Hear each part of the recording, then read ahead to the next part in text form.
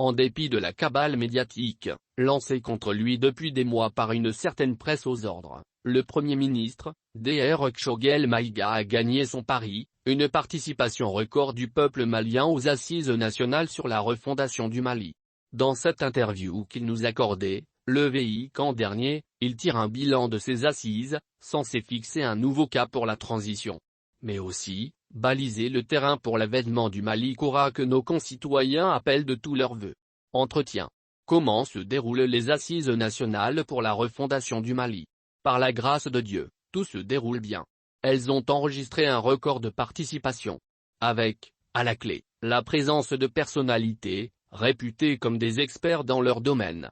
Cela traduit la confiance placée en nous par le peuple malien, qui souhaite une rupture de gouvernance avec les régimes précédents. Pouvez-vous nous en dire plus sur les principales recommandations de ces assises nationales? C'est trop tôt pour moi d'en parler, puisque les travaux se poursuivent. Et, pour l'heure, aucune recommandation n'a été formulée. Mais d'ores et déjà, on peut sans doute dire que les assises nationales sur la refondation du Mali ont été un succès.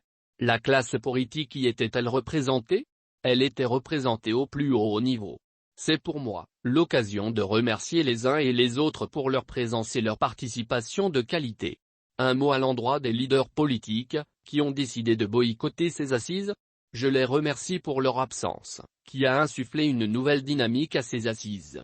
Votre ancien camarade de lutte, Issa Kaou est en prison pour des propos subversifs contre les autorités de la transition. Dans ses propos, il vous a même qualifié de ministre de la rue. Mieux sa libération, réclamée par le CNT, divise la magistrature. Qu'en pensez-vous?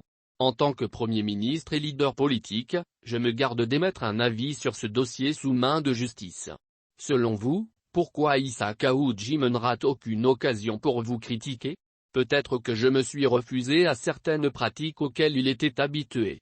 Celles qui consistent à leur glisser, de temps à autre, de grosses enveloppes ou de les affecter, eux et leurs proches, à des postes juteux.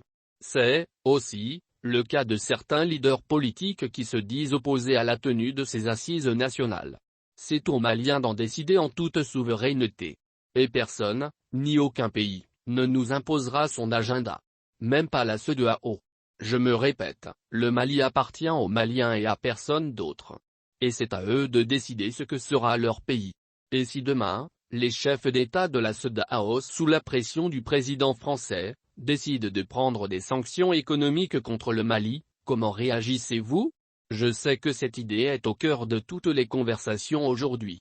Mais je veux rassurer nos concitoyens en leur disant que des sanctions économiques contre le Mali n'arrangent personne.